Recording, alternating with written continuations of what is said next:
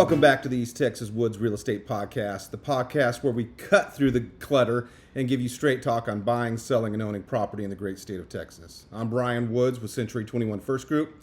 Joining me as always is my better half and fellow agent, Ruth Woods. Together, Ruth and I make up the real estate team of East Texas Woods. How are you today, Ruth? I'm doing great, thank you. It's so nice to be here, and it's always fun diving into these topics together. Today, we're talking about something that can make or break a home purchase in Texas: homeowners associations, or as they're more commonly known, HOAs. Specifically, how we as agents can safeguard buyers using the promulgated Texas contract and the HOA Addendum, and why that resale certificate is pure gold for due diligence. As a refresher for our audience, can you explain what you mean by promulgated Texas contract? Yeah, absolutely. The promulgated contracts are drafted by attorneys from the Texas Real Estate Commission. They are the contracts Texas realtors are required to use when selling a property. There can be exceptions, but for our purposes here today, that's what our listeners need to know. Now, HOAs are common in many subdivisions, especially newer ones or those with amenities like pools, parks, or maintained common areas.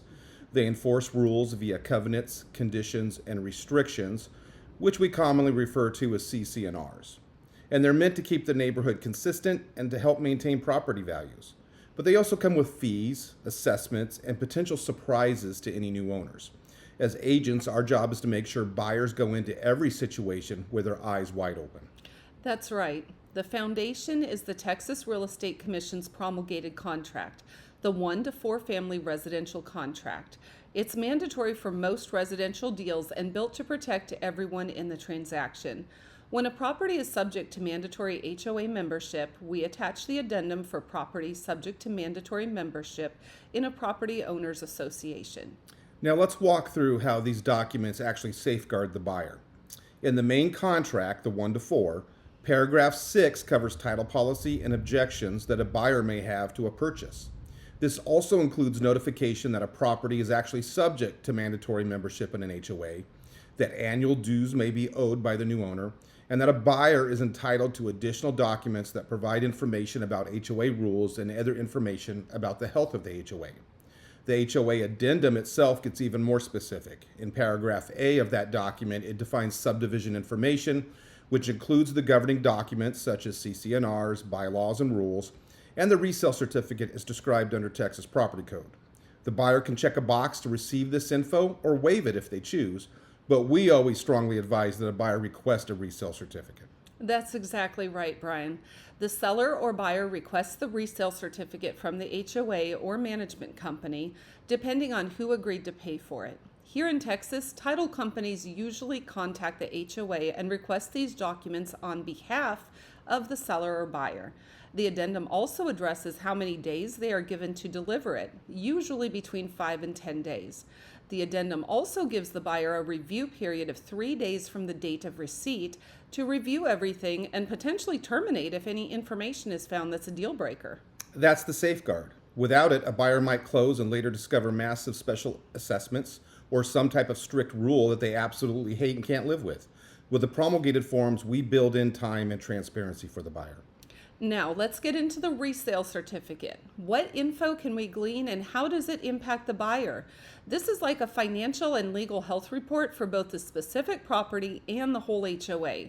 Key items include the following: current dues and assessments. How much are monthly or annual dues? When are they due? What are the transfer fees for transferring ownership of the property? These items affect the buyer's budget right away. What about outstanding amounts on the property?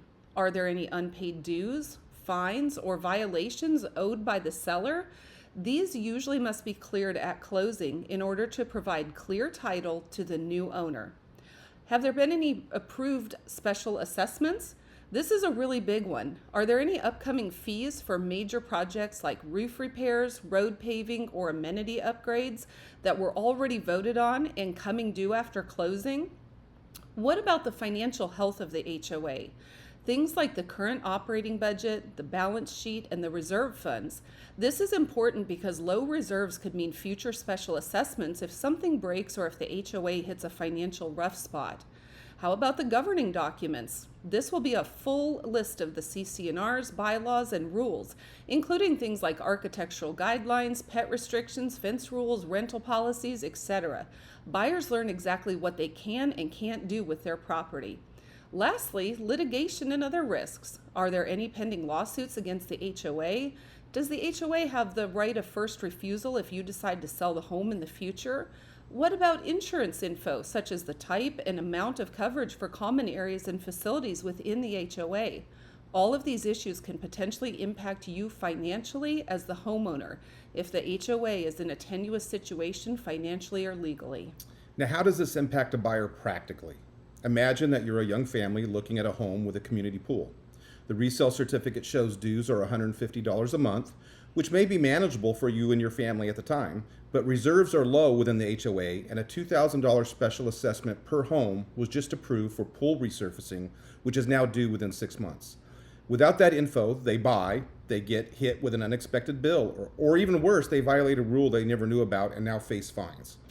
As agents will review these documents with the buyers, we can spot red flags like frequent assessments signaling poor financial management or overly restrictive rules that don't fit their lifestyle.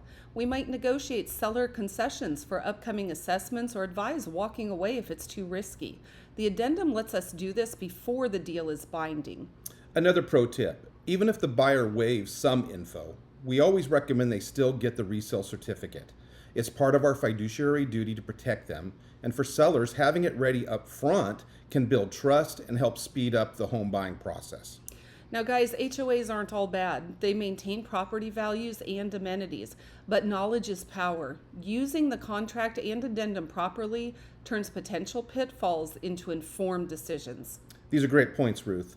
Listeners, if you're buying or selling in an HOA community in East Texas, reach out to Team East Texas Woods. We'll guide you through the paperwork and the entire process and make sure you're fully protected. Guys, thanks so much for listening. If you enjoyed this, please subscribe, leave a comment, and share with your friends. Join us next time and we might tackle septic systems or land subdivisions. A few things common out here in beautiful East Texas. Until then, this is Brian and Ruth Woods signing off. Happy house hunting. Bye, guys. Bye-bye. If you'd like to contact us, we can be reached by email at easttexaswoods@protonmail.com or by phone at 903-307-2346. Team East Texas Woods is a real estate team with Century 21 First Group, Sulphur Springs, Texas.